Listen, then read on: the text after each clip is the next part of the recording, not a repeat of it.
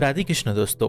मित्रों, पौष माह की कृष्ण पक्ष की एकादशी को सफला एकादशी कहा जाता है। मान्यता है कि इस एकादशी का व्रत करने से सारे कार्य सफल हो जाते हैं, इसलिए इसे सफला एकादशी कहा गया है। इस दिन भगवान अच्युत और भगवान विष्णु की पूजा की जाती है। सफला एकादशी इस साल की आखिरी एकादशी है। इस बार सफला एकादशी 26 दिसंबर 2024 गुरुवार को मनाई जाएगी। आइए जानते हैं शुभ मुहूर्त। पंचांग के अनुसार पौष माह के शुक्ल पक्ष की एकादशी तिथि की शुरुआत 25 दिसंबर को रात 10:29 पर होगी। वही एकादशी तिथि का समापन 27 दिसंबर को रात 12:44 पर होगा। ऐसे में 26 दिसंबर को ही सफला एकादशी का व्रत किया जाएगा। आइए जानते हैं पारण समय। पारण समय होगा 26 दिसंबर 2024 को सुबह 7:12 से सुबह 9:16 तक। आइए जानते हैं सफला एकादशी का महत्व। सफला एकादशी व्रत को विधि पूर्वक करने से इंसान को सभी कार्यों में सफलता प्राप्त होती है। इस दिन भगवान विष्णु और देवी लक्ष्मी की उपासना करने का विधान है। इंसान को लंबी आयु का वरदान प्राप्त होता है।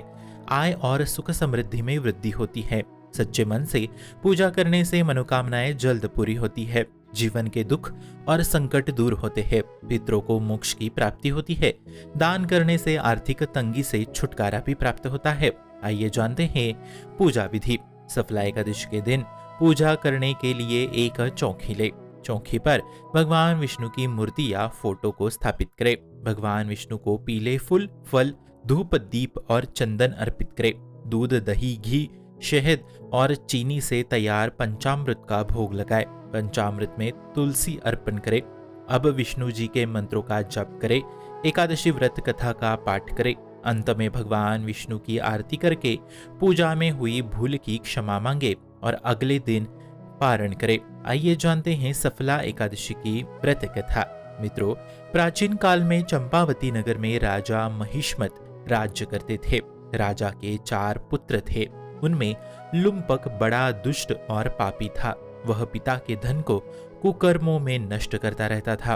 एक दिन दुखी होकर राजा ने उसे अपने देश से निकाल दिया, लेकिन फिर भी उसकी लूटपाट की आदत नहीं छूटी। एक समय उसे 3 दिन तक भोजन नहीं मिला। इस दौरान वह भटकता भटकता हुआ एक साधु की कुटिया पर जा पहुंचा। सौभाग्य से उस दिन सफला एकादशी भी थी। महात्मा ने उसका सत्कार किया और उसे भोजन दिया। महात्मा के इस व्यवहार से उसकी बुद्धि परिवर्तित हो गई।